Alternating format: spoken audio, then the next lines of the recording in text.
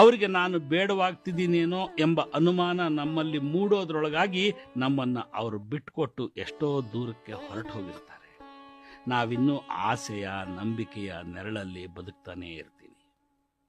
ಉಳಿದವ್ರ ಮಾತು ಹಾಗಿರ್ಲಿ, ಈ ಅನುಭವ ನನಗೆ ಆಗಿದೆ. ಆಗ ತುಂಬಾ ನೊಂದಿದ್ದೀನಿ, ಗೋಡೆಗೆ ಮುಖ ಇಟ್ಟು ಹತ್ತಿದ್ದೀನಿ, ದೂರ ಮಾಡಬೇಡ ಅಂತ ಗೋಗರ್ದಿದ್ದೀನಿ. ಏನ್ ತಪ್ಪು ಮಾಡದಿದ್ರು ನಂದು ತಪ್ಪಾಯ್ತು ಕಣೆ ಅಂತ ಅಂದಿದ್ದೀನಿ.